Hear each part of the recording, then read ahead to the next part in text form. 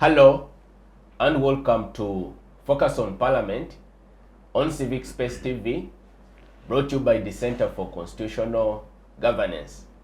I am Isaac Kwagala, your host. Over the years, Uganda's public debt portfolio has exponentially grown, raising fears of possible debt distress and eventual default. Well, on today's edition of Focus on Parliament, we discuss the sustainability of Uganda's public debt in the context of our country's development needs and aims. Joining me to make a sense of today's topic is a panel of distinguished experts from the spheres of governance, history, economics, diplomacy, and the social commentary of the country, whom I now have the honor and the pleasure to introduce to you, our esteemed viewers. Let me start from my immediate left. Is a regular on the program, Professor Mwambusa Devesa, who is an eminent historian and also a renowned political commentator. Professor, it's a pleasure to have you this morning. Say hello to the viewers. Good morning to you, good morning to the viewers and the fellow citizens. I'm glad to be here to share with you issues of national importance regarding the role of Parliament and the debt issues or the loan issues, so that we can see how to move from here. Many thanks indeed, Prof. Next to Professor is Mr. Tarwana Ernest, who is a lawyer and a social commentator. Ernest, many thanks for joining us this morning. Say hello to the viewers. Good morning, everyone. Good morning to all Ugandans. I'm glad to be here and I'm privileged to be able to share my views on the issues of today. Thank you.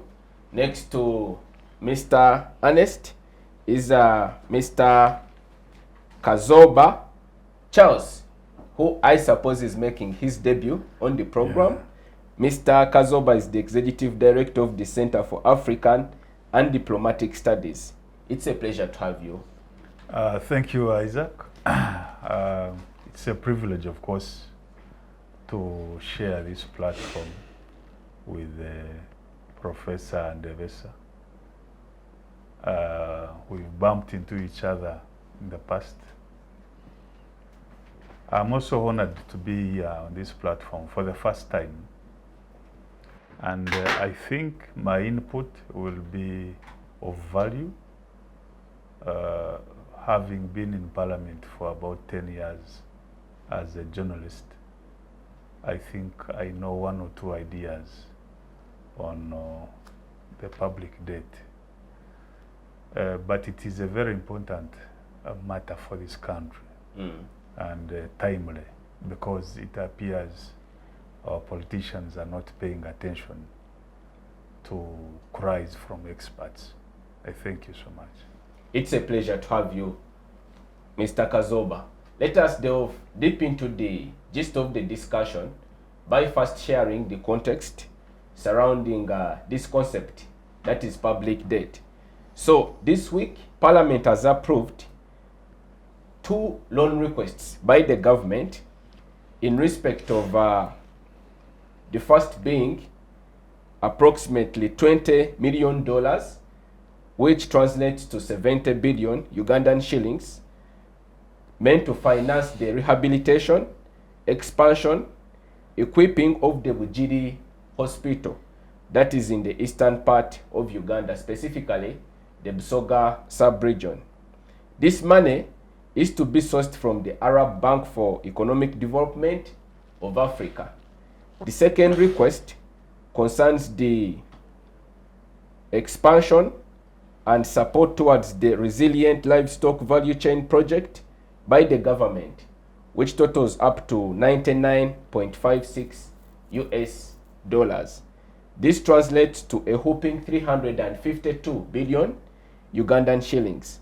So, Prof, I want us to first, for the benefit of the viewer, to get a good insight of what the concept of public debt is and how does it affect the ordinary citizen. Thank you for that question. The issue of public debt is very critical because ultimately it impacts on the citizen, one way or the other. And public debt should be looked at from very many angles or perspectives. One is that you have the debt or the loans that the country acquires from outside, foreign debt, but there is also domestic debt. Quite often it is assumed that public debt is only that one which is foreign, but there is the domestic one. And so when we are analyzing and assessing public debt management and assessment and its impact, we have to put into consideration those two forms of public debts. And two, we need to look at public debt management. Quite often we are excited about the debt in terms of the debt to GDP ratio, whether it has exceeded 50% or not, or whether it exceeds 50% of the budget or not. But we also fail to look at public debt management or mismanagement for that matter. And sometimes the issues of public debt are not in the space for the purview of the citizens. Quite often it is only the executive that negotiates and acquires these loans and then takes the issue to Parliament for approval, because it is not normally the Parliament that initiates, it is the executive that initiates. And therefore this brings us to the question of the role of Parliament in holding the executive accountable on behalf of the citizens, since the Parliament are citizens' representatives. So we have had very, very many concerns about public debt in Uganda in many ways than one. One is that it is accumulating very, very, very, very, very fast, and we may not be able to pay this debt. And two, that it is taking much of our budget, leaving little for service delivery and other public goods delivery. And three is that it is mismanaged. And I think the recent report I have seen on the mismanagement issue perspective is that although the Auditor General, actually the Auditor General disagrees with the Minister of Finance as to how much it is, so we don't know which one to take. But the Auditor General, I think, is talking about almost 90% of GDP or something like that. But also the Auditor General pointed out something. You know, traditionally, the auditing or the Auditor General or auditors have been known to audit finances, financial auditing. That is the traditional conventional way of auditing. But it has now shifted. The auditors also audit performance. They audit those procedural issues. They even audit systems now with IT. They audit whether the IT systems are on the right track and therefore there is security. They audit performance. They audit finances, so that auditing does not stop only at these immediate challenges of, for example, debt management in terms of financial statements. No. They have gone beyond that. And so in going beyond that, they have alerted the country that there is the debt to GDP ratio is very, very, very high, or the debt to the budgetary ratio is exceeding the limits, one. But two, the Auditor General, I think, has also pointed out that there is debt mismanagement, that we acquire loans, especially the external loans, before we are prepared to utilize the loans. So before we know it, the government is paying interest on a loan which has not started to be implemented. That's one. But relatedly, that when you acquire such a loan and you have not fulfilled, as government, you have not fulfilled your obligations, those who are giving you that loan, they even punish you. I don't know why they punish us. They punish you for not having utilized the loan. But three, that if you wait, you acquire a loan, say, for construction of an infrastructure, and you have even brought here the constructors of that infrastructure, when you delay in those processes or what compensate the landowners or what, even the constructors start also penalizing you. So you pay a penalty to the constructors, and you pay a penalty to the loan givers, and you pay interest to a loan which you have not started utilizing. Now, that when it is audited by the Auditor General now, they found it as poor performance of the loan. Now, as I conclude my submissions here, the question now comes to Parliament, because this is Parliament focused. Parliament is supposed to provide accountability on behalf of the citizens. Technically, in politics, in political science, they call it horizontal accountability. That is accountability at the same level of government, as opposed to social accountability like from us, civil society, academia, and the media. That is called social accountability. It is bottom up. But the other one is horizontal accountability. Sometimes that one between the media and civil society is called, I think, diagonal accountability. Now, the point is Parliament doing its rightful role of accountability? I am afraid it is not doing enough. Why? The NRM system is not open to political accountability or politics of accountability. It is anathema to politics of accountability. Anything small, looking like politics of accountability is looked at by the government or by the NRM as kupinga. Those who are exercising accountability are pingamizi.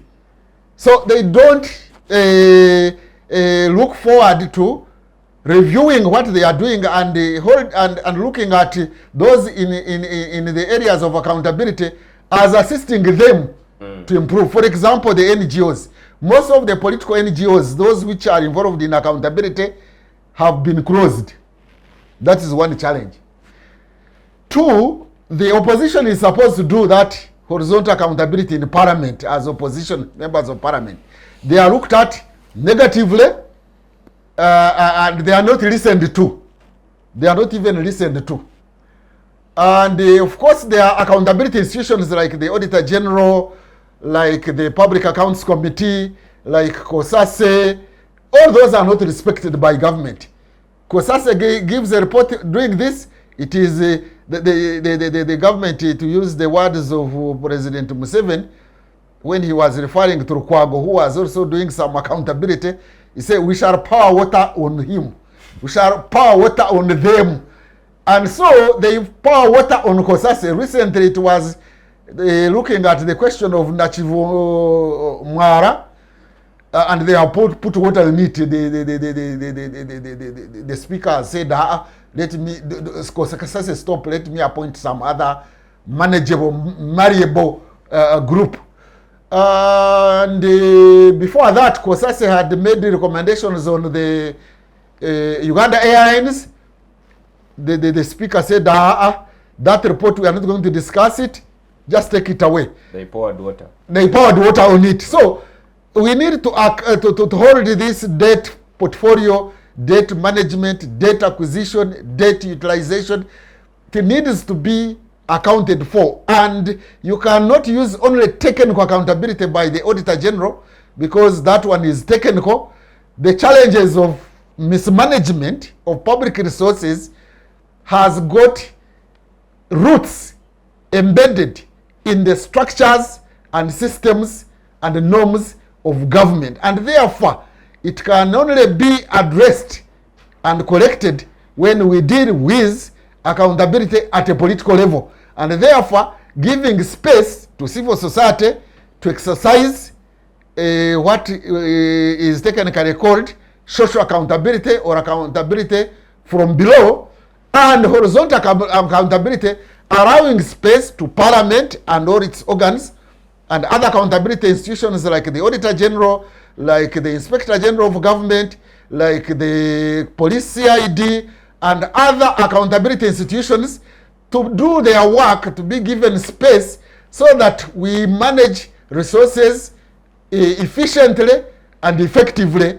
in order to avoid acquiring more and more debts without seeing any tangible results on the ground. Thank you, Professor, for your perspectives. Charles, let me come to you now. Professor seems to hand down a very damning verdict of the government's management of the public debt. But based on your experience, having covered Parliament for over 10 years, I am confident you've been monitoring the trajectory of our public debt.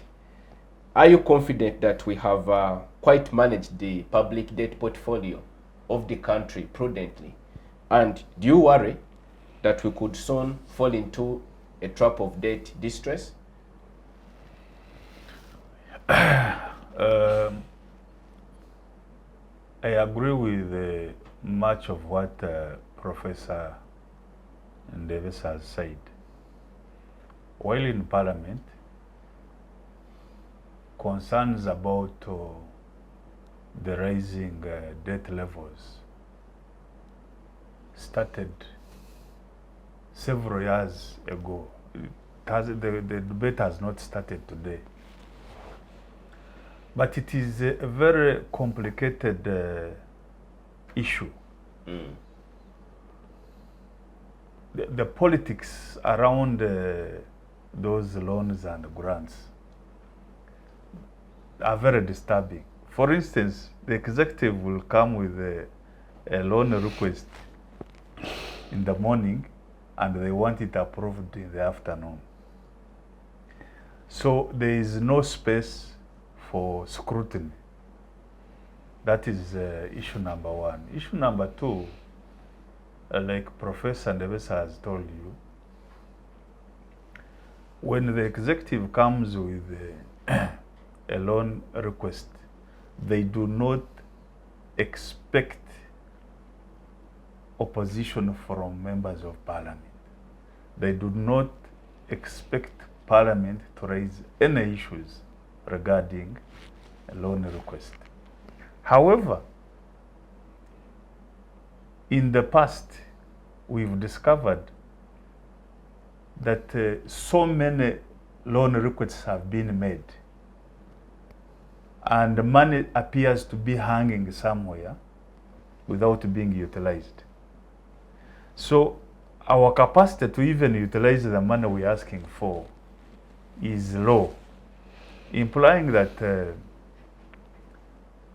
it appears some of the bureaucrats have turned these loan requests into a business.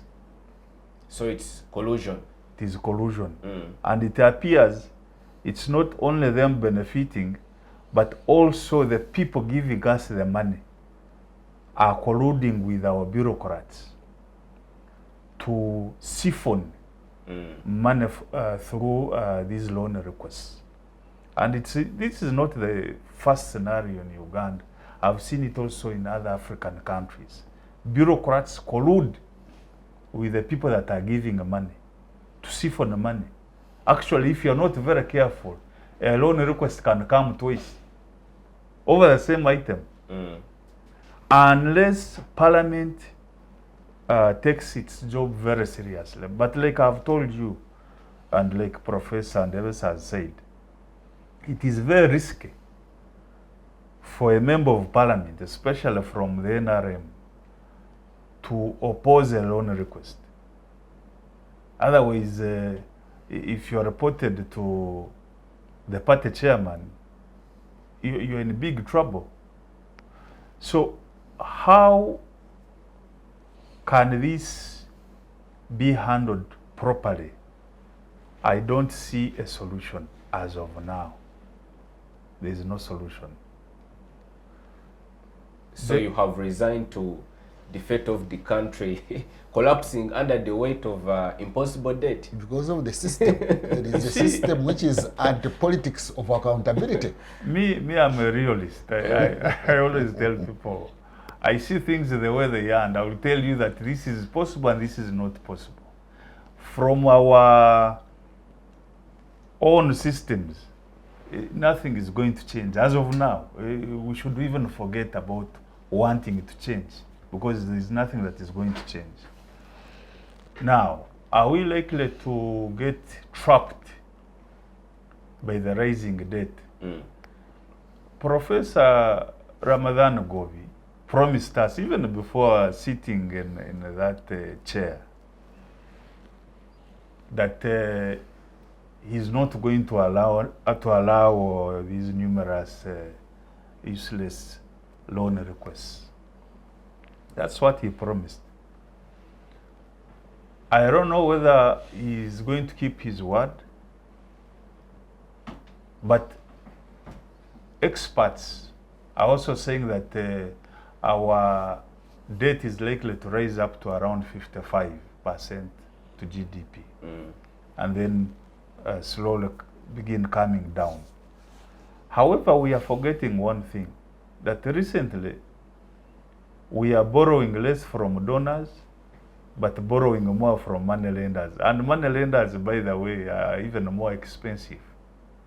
So how is our loan, our debt likely to come down if we are busy picking money from money lenders? If I may interject a bit on that point, what is informing that lie of borrowing lesser from the international markets and other donors, but then compete with the domestic business players in the country and borrow from money lenders and the commercial banks?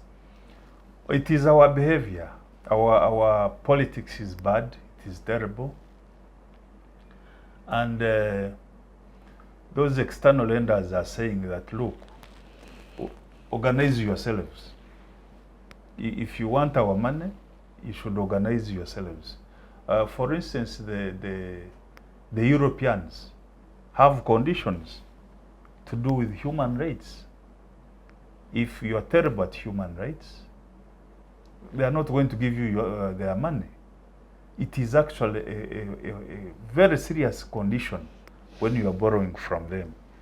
So our politics is not very good, and therefore we are saying, well, if you can't give us your money, let us resort to our own systems, the commercial banks and these other money lenders, which is very, very costly to a citizen. But also, it appears we had a backlash when our president started shifting allegiance to the East. East meaning away from the Western countries. Of course, because also out of bad governance. So there is a huge problem. But do we need to borrow?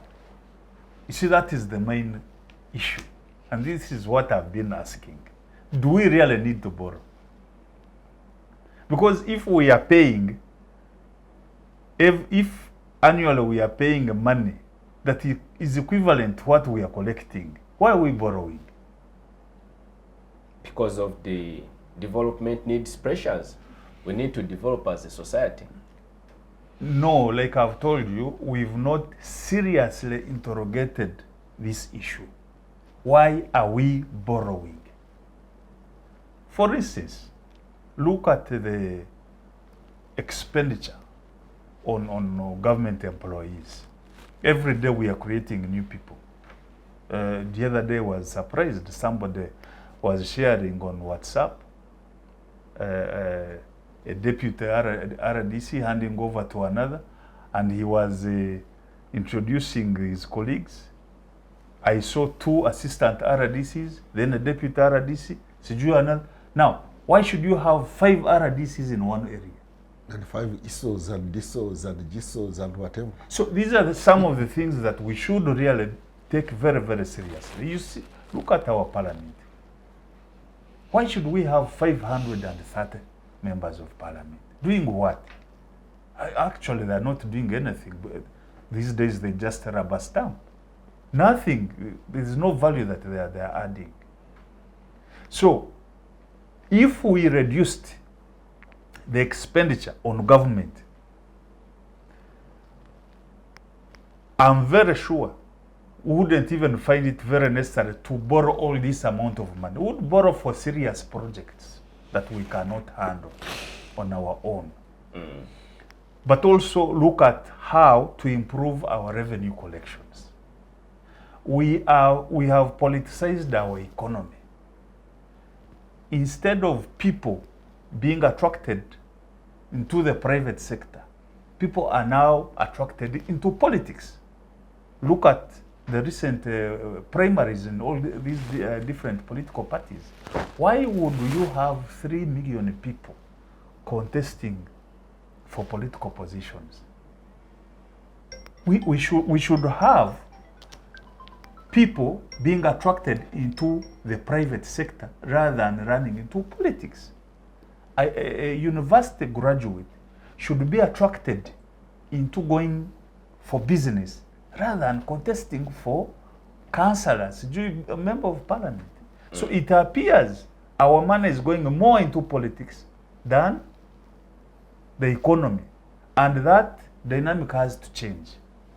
Thank you, Charles, for sharing your reflections. Ernest, I am coming to you on the line of the dimension which Charles has focused on, that need we necessarily borrow as a country? My personal perspective is that we are a young, underdeveloped country, economy, so we still have a lot of struggles in the various areas. There could be need from time and again to have some support to ensure that we meet some of those challenges. But I want to pick your mind. Are we moving in the right direction as far as the utilization of these monies is concerned? Must we borrow? It's not a question that has a simple answer. So I will use examples.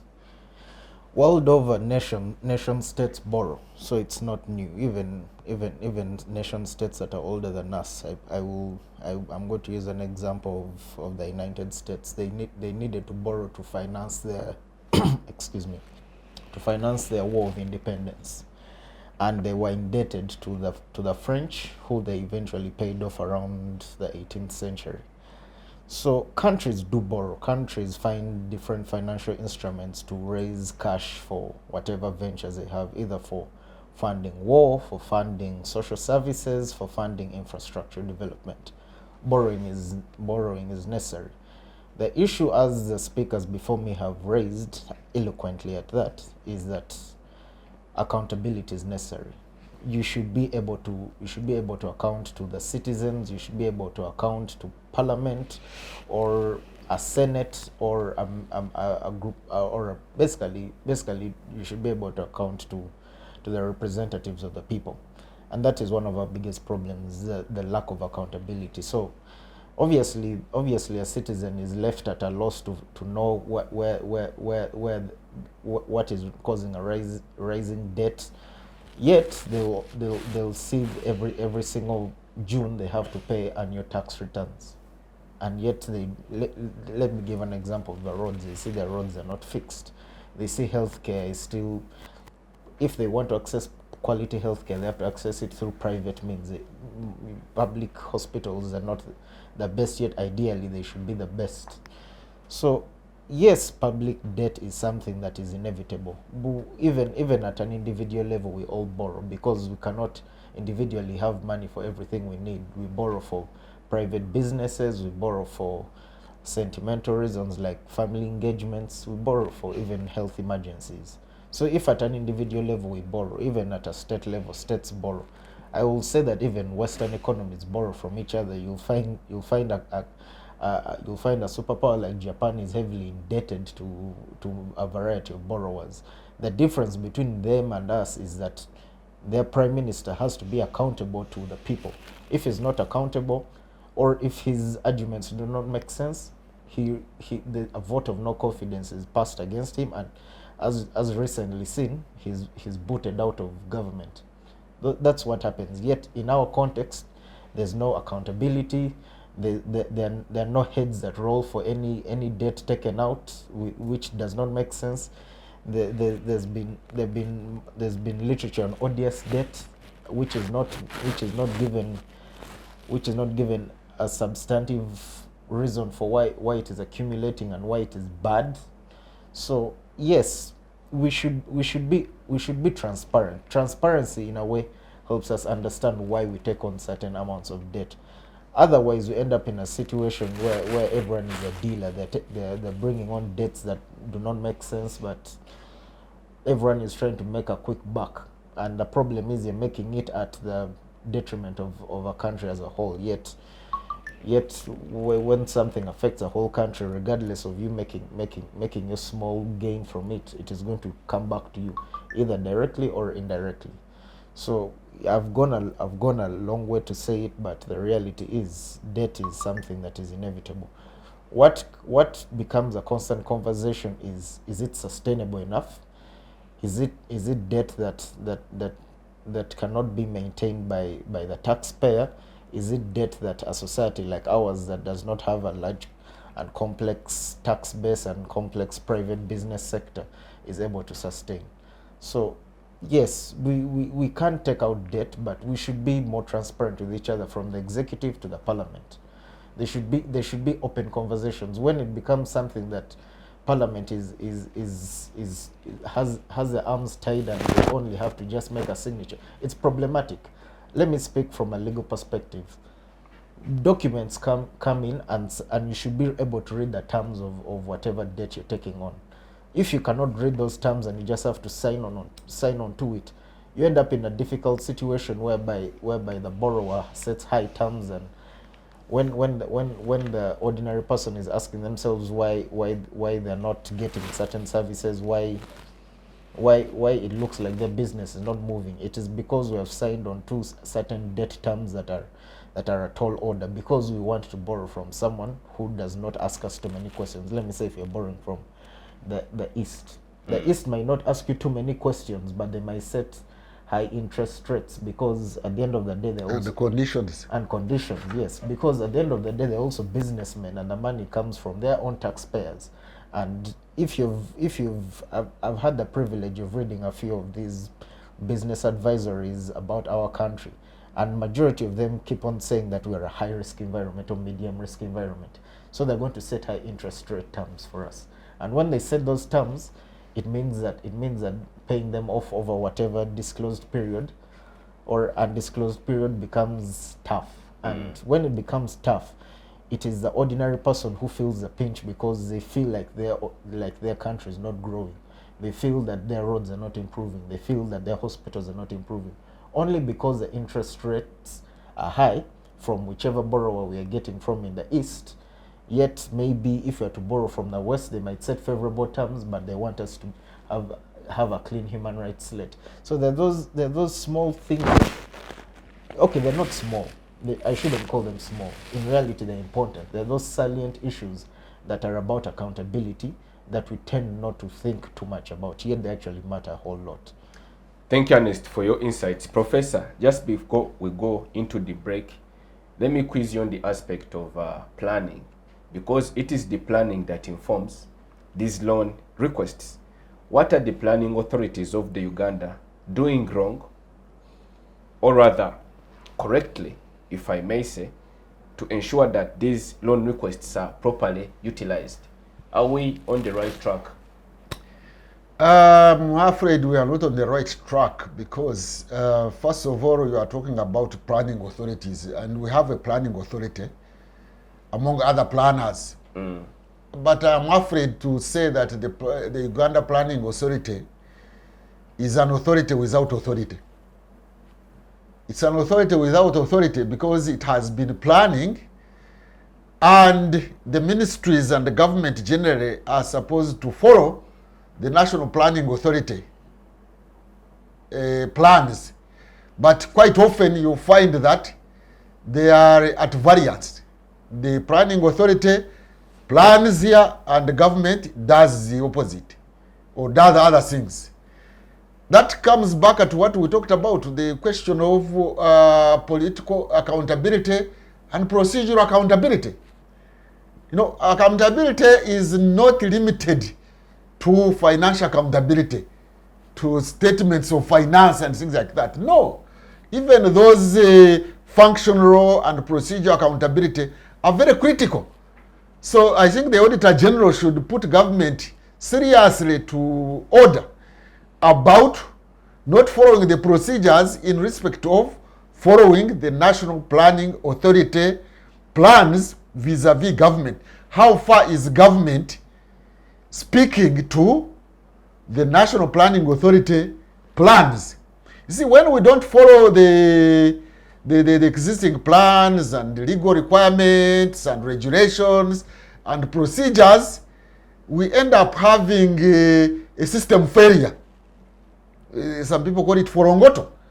You have a system failure. At times you don't realize that you have it, but at the end of the day, when there is a review of the National Planning Authority, how far has the third National Development Plan gone, you will hear that performance is less than 25%. Haven't you heard it? We are going into, we now have the fourth year development plan, but we didn't even do 30% of the previous one, the third development plan. That is the challenge, which people don't see. And I think there are concerns from Parliament about also Parliament making certain statements or directing government about loan portfolios and how to manage the loans.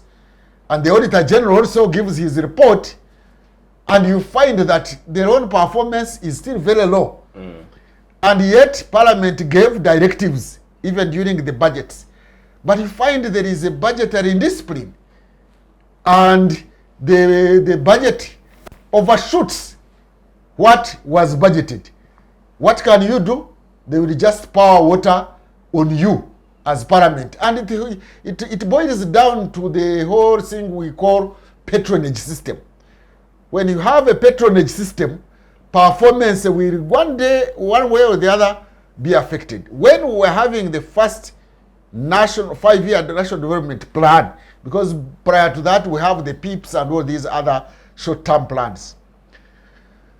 At its launch, I was present, and the guest key speaker was Professor Adedeji Adebayo, the late, who was at that time a Nigerian, but at that time he was the chairman of the African Economic Commission. He gave a warning, a serious caution, that if we don't stop patronage, these development plans will not work. By patronage here, it's somehow a complex concept. We are talking about running a government, appointing people who are not competent, but because they are loyal to you, they are loyal to government, they are loyal to the party, they are you privilege loyalty over competence. So we have plans. We don't lack plans as such. The plans are there. The challenge is implementation. And among other reasons why there is a implementation deficit is because of political patronage. Because somebody is appointed based on loyalty, and because he's a good mobilizer, it is assumed that good mobilization is the same thing as competence. Far from the truth. Competence is a different thing altogether. Merit is very important. You find people who are incompetent, but they are in the right in certain places where they are not supposed to be. They have no knowledge about organizational procedures. Some people confuse organizational abilities with mobilizational abilities. No! Mobilization abilities are about you can go and convince people and lie to people and tell people and threaten people, and you think that is organization. No, that is mobilization. So I would think that government should put people with mobilization skills to mobilization. Let them go around and run around in the villages and talk and talk. Indeed, that's what happens in especially this fishermen cabinet. They put their people with mobilization skills, the people who can dance around a lot, can shout a lot, can emotionally go around doing all sorts of speeches that are incoherent, but can convince the peasants to support. And you leave out people with merit, with technical competence, with planning competence, with organizational competence, people who know systems of government and how they run. So the challenge we have, now let's ask ourselves, because let's stop only at narrating stories, identifying challenges. No, let's go deeper and ask why is there, for example, implementation deficit. The common saying, which I've said here before, is that there is a common public narrative where people say good policies are made in Uganda, perfected in Kenya, and implemented in Rwanda. Why do we have implementation deficit? Among other reasons is this patronage system, where incompetent people are put in strategic places where they are supposed to do a lot of organizational systems work, where they are supposed to review policies and systems, where they are supposed to do organizational planning and implement policies efficiently and effectively. Instead, we put these mobilizers. We have confused mobilization with organization. You put mobilizers, people with mobilization skills, i.e. shouting a lot, being intolerant, intolerant. They are bulldozers. If these people can hit the opposition, can shout at NOP, can confine NOP to Kavule, can report all sorts of manner things which are not systems work, and how to audit systems and audit these plans. So there is a planning problem because of politics of patronage, which is intolerant to politics of accountability. We need to shift from politics of sycophancy and mobilization to politics of accountability. Accountability here, I'm not even necessarily limiting it to financial accountability or financial statements, how you use the money, whether you provided enough accountability. We are talking about accountability for performance accountability, procedural accountability, functional accountability, so that when Parliament or any other organization raises the issue of loan mismanagement, then some people are held political accountable, social accountable, financial accountable, and we move forward. Now, for example, the ruling party, which is expected maybe even to win again, is saying the theme is protecting the gains, not reviewing the performance, but protecting the gains. So I wonder which gains now. When you look at National Planning Authority, we have performed very poorly. When you look at the Auditor General's report, in terms of management of the loans, we have managed poorly. So where is accountability? And more so in this program, related to this program, we want horizontal accountability, where Parliament is given its rightful space. But you find most of the processes of Parliament and procedures of Parliament are violated. We have got a very big principle which is in the Constitution, and it is a known principle of good governance in a democratic modern system of separation of powers. Let's have separation of powers so that Parliament has autonomy. Unfortunately, it doesn't have. Recently, I think the Speaker of Parliament, who is the head of the legislature, I think raised the question to the President as to how they are performing in terms of mobilizing for the NRM system. And the president replied that, no, you are doing very well, I'm sleeping. Remember, first of all, he one time advised, that is the president advised people somewhere in Busoga that they should give him members of parliament who can sleep, and when they are woken up, they vote correctly. Now, recently, he also said that he is now sleeping, he's feeling comfortable because parliament is not doing its role of accountability, disturbing him.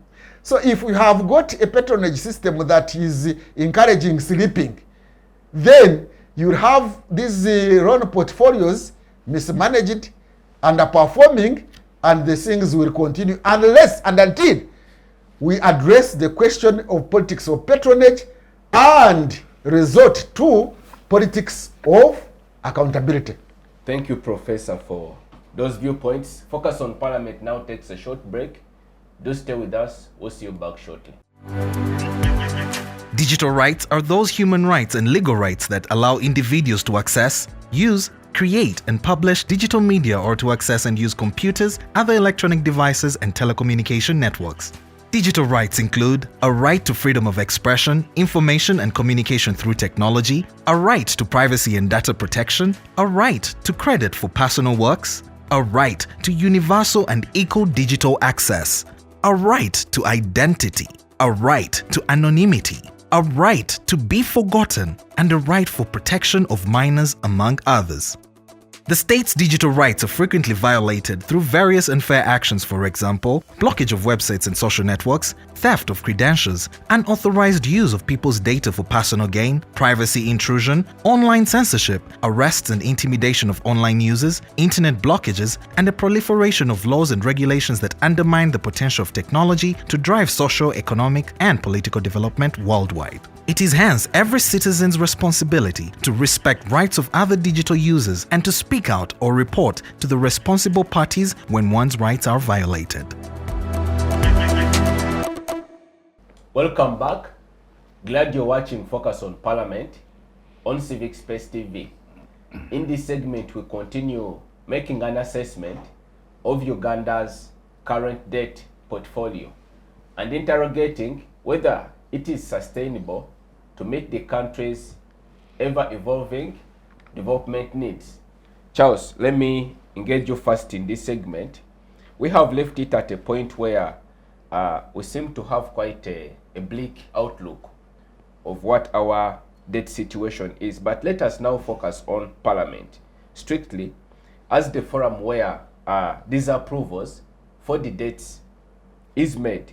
Of course, the government has the responsibility of negotiating with the creditors, but it is Parliament that authorizes the debts to be remitted to the government. So, is Parliament doing enough? And if not so, where is the weak link? Is it a question of leadership? Is it a question of the individual competencies of the members of Parliament? Or it's now a question of overt collusion between the executive, which harbors the bureaucrats, and Parliament? In the past, Parliament had some level of independence. If you look at, for instance, the Parliament of the Winnie Byanyimas, it was a parliament. It was a parliament that, with some level of independence from the executive. And then we had the parliament of Right Honorable Sekandi and Right Honorable Kadaga. Things started going wrong, I think, after we went into serious multi-party activity. Because I remember I used to attend those accountability committees, the times when FDC was very strong, and for instance, Honorable Mafabi was chair of PAC. You would see some serious accountability going on in those committees. But over time, our parliament has become very weak. First, corruption. There is a exchange of money between the executive and members of parliament. Seriously. And by this, I'm not talking about only NRM MPs and the executive. Actually, more money is going to members of parliament from opposition. That's It's a business. It's a serious charge. Because I know this. And because some of us could not come out and name some of these members of parliament for legal issues and also with the politics. But we know what has been transpiring in our parliament. We know members of parliament from the executive have been getting money, from opposition have been getting money from the bureaucrats to approve some of these items. Now, with this current parliament, the situation has worsened. Actually, me, I no longer look at it as a parliament. It is another body, maybe a ministry, some department. It's not a parliament that caters for representation of citizens' interests. It is not. It is a business entity. People are there to eat and nothing else. Good, but Mushabe calls it a corruption enterprise. So we have a problem, and it is a very serious problem. If you want to assess parliament, you have to begin with elections. What is transpiring in elections? Look at the current elections. Primaries, first of all. Look at the amount of money people are investing in elections. You cannot tell me that somebody is going to invest 2 billion in an election and you expect that person to add value to a country through parliament. In respect of accountability. It is impossible. That person will first want to recover their money before they even concentrate on national issues. In the future, people are going to lose faith in the parliament. Actually, parliament will have become an extension of the executive. And that is likely to strengthen anarchy. Not even to start it, but to strengthen anarchy in this country. Because once citizens lose faith in their representatives in parliament, then it means they have nobody to represent their interests. And what happens? Then they will decide to represent themselves. And when that happens, the state will collapse. So the earlier the better for us to go back to the drawing board and identify what has led us to this point, then correct it.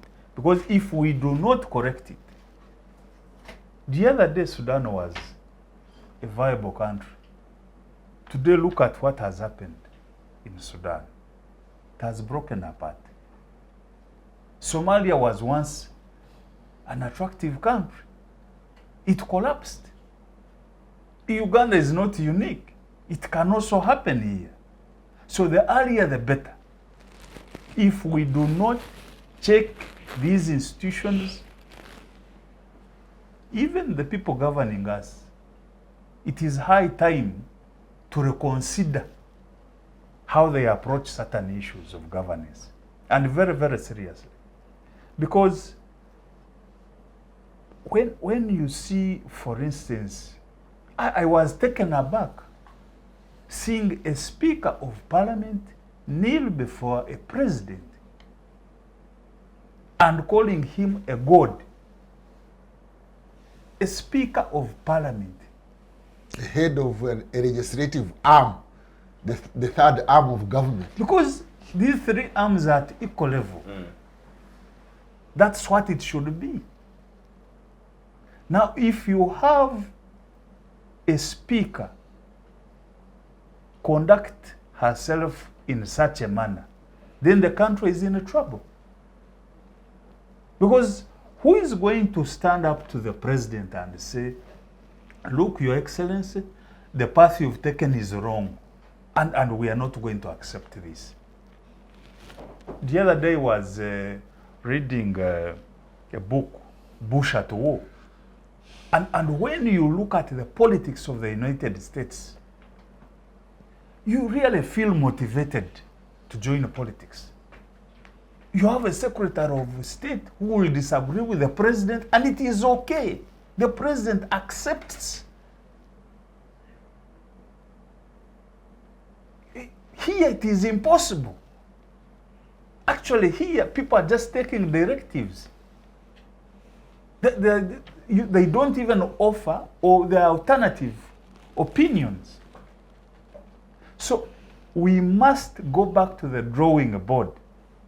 If not, we are driving this country into anarchy. Charles, before I move on to Ernest, when you say go back to the drawing board, what do you mean precisely? Does it mean that we imagine a new governance consensus for the country? Do we append the current system? What do we do? Some people, I had a question. some people have, actually a majority, appear to be focusing on President Museveni as an individual. They expect him to start the agenda. Me, I'm past that. Where are you? Because, you see, as a people, actually we have power. We've not yet realized that we have power. From where? These people you see in offices, We don't have guns. I can tell you for a fact, these people you see in offices, they live under fear. Anita told us that Turina Maje. The truth of the matter, the Wananchi have power, but they have not realized that they have power. Probably they have not had the confidence to know that they have power. But they indeed have power. You can have nuclear weapons, but the day the Wananchi say enough is enough, the situation will change. Like in Nepal Well, they banned parliament. yesterday. Yeah, just recently, I mean. Thank you, Charles, for your views. Ernest, let me move on to you. I think it is now clear that we are on a somewhat downward spiral trajectory. It seems to be the emerging consensus of this panel. I want to believe. But as may be a means of making recommendations, how can we reform the current system before we wait for the big bang, which Charles seems to advocate for? He says inevitably the people will have the final say on the affairs of the country. What can we do in the moment? That's an interesting question. People older than me, people with more titles than me and with more knowledge and years than I have spoken about that at length. I don't think I'd be adding anything novel. But to rehash from what I've had many times, it's the same things. Let's go back to a politics of issues, a politics whereby we can all agree to disagree, but still hold each other accountable. We should go back to the ideals that make us state: separation of powers, accountability from all independent arms of government, and that, like, it's a simple things that really, they seem simple, but they're actually more important than we take for granted. As Professor mentioned, with the advent of multi-party democracy, we thought that it would actually usher in a change, but instead it has brought in monetization of our politics.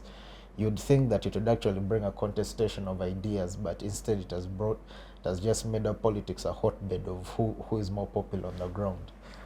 But the thing is, at the end of the day, there's no hope lost. Countries have gone through multiple changes. I refer a lot to other countries because we do not live in isolation. We compare ourselves with multiple countries. I'll give an example. France has had over 5 republics. So if a country is over 300 years of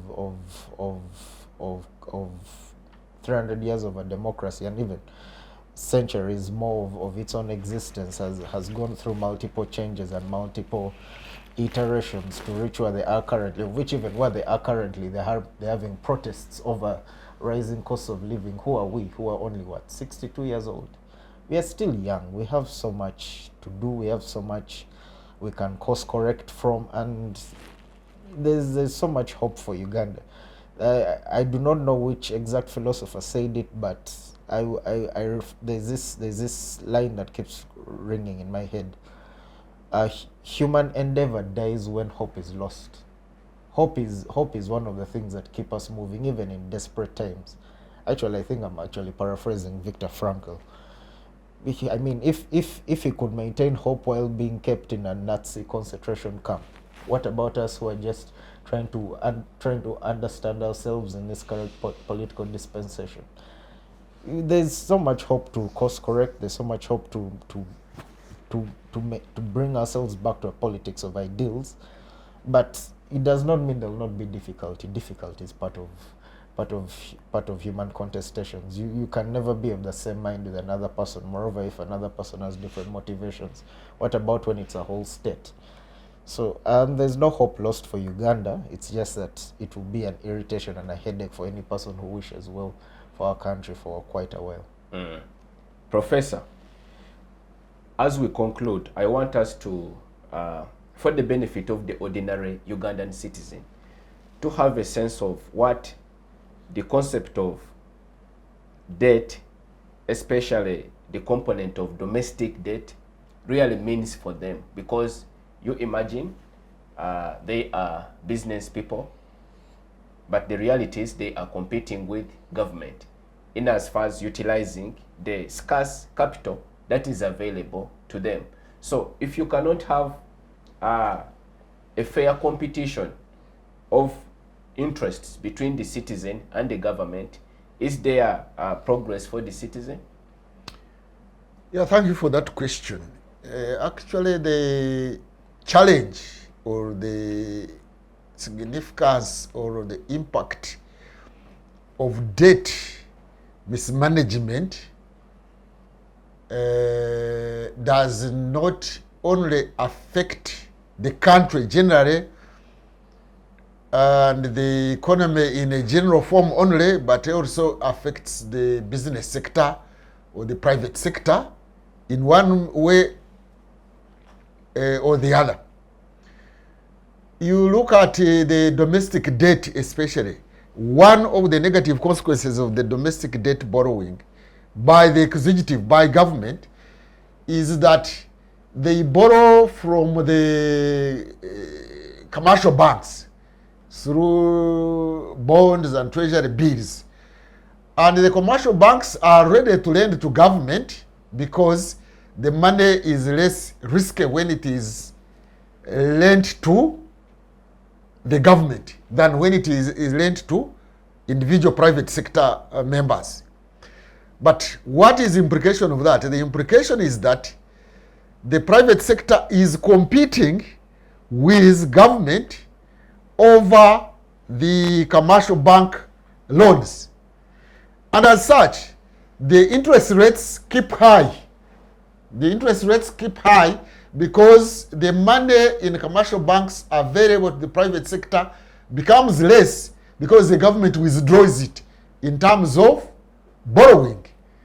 And when the interest rates go high, the business don't do very well.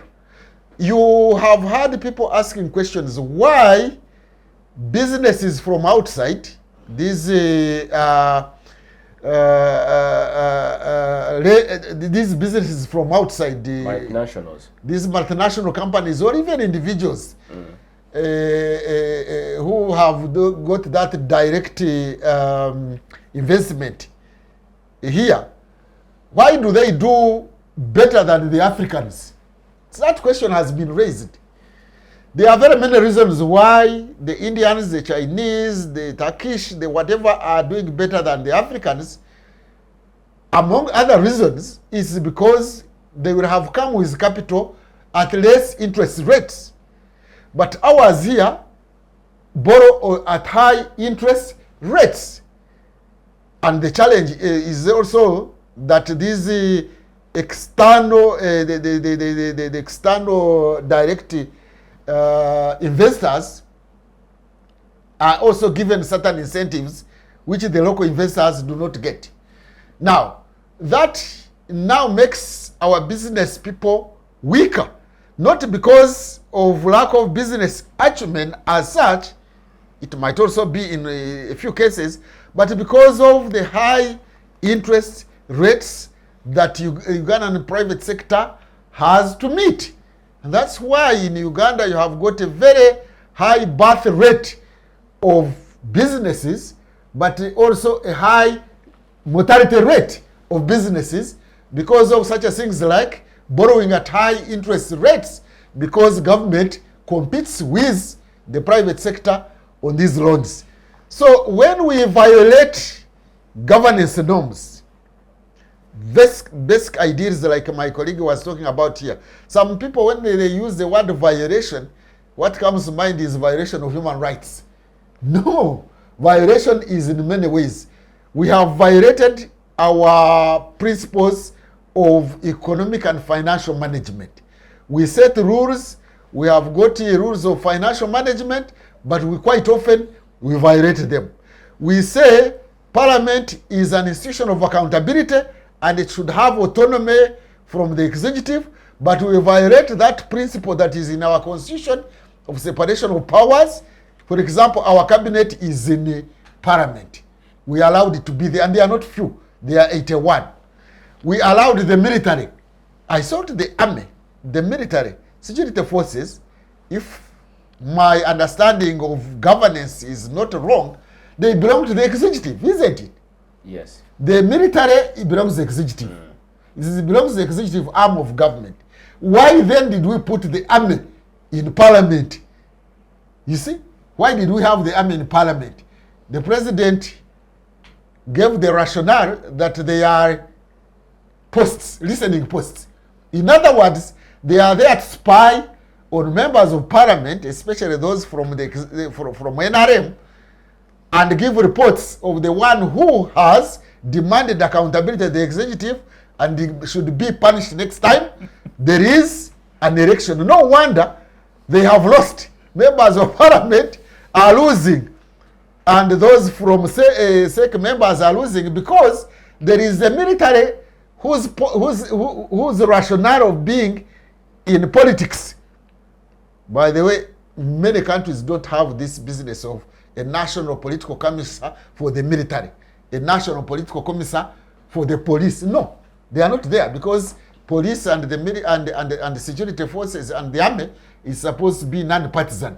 But now they have been involved in partisan politics. They are now in Parliament. Parliament is a site of partisanship. Parliament, especially in a multi-party system, it is a site for haggling about ideas. But now you put the military there and you tell them not to debate, but to be listening posts, to take notes, and in the evening they give reports to the president that such and such a member of Parliament said something contrary to what you wish. Now, that has compromised the role of Parliament as an institution of accountability. Historically, Parliament is supposed to be an institution of accountability, as executive does policy making and implementation, and then held accountable by Parliament. But now our Parliament has been captured. There is Parliament capture. The president said it even graphically and openly. One time, to remind the listeners who have not been here for long, there is a time, you know, President's office has an office in Parliament behind there, physically. The members of Parliament was requesting the executive, the President, to remove that office and put it somewhere so that the members of Parliament can occupy that space in the parliamentary buildings.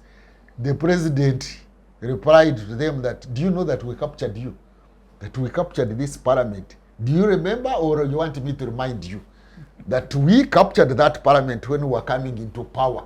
In other words, you are saying the Parliament is not supposed to play its principal role of holding the executive accountable. So borrowing has gone amok. We have debt from outside.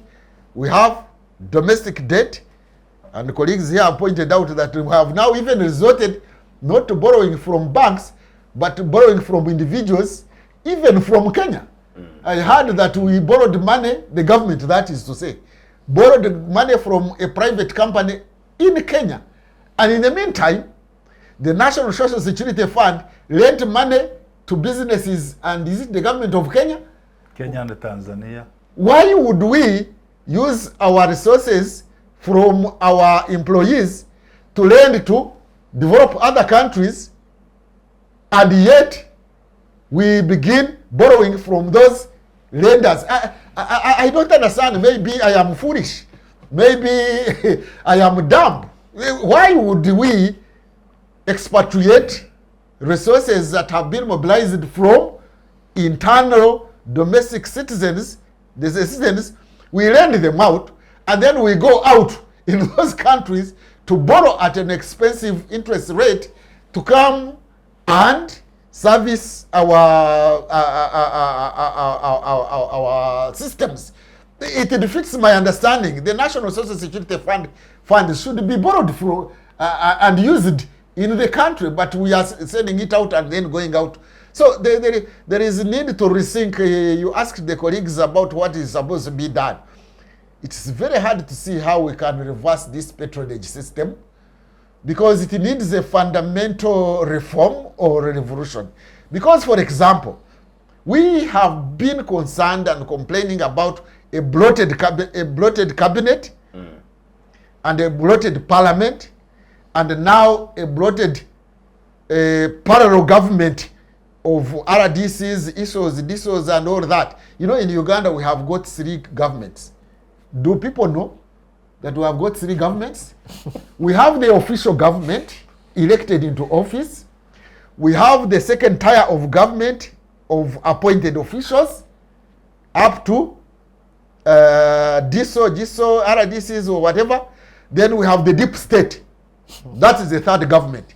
The deep state refers to those people who have power of government, but they are not formally appointed, they are not formally elected, they are not known officially, but they wield a lot of power in this country, more than the elected officials, more than the appointed officials, more than the former officials.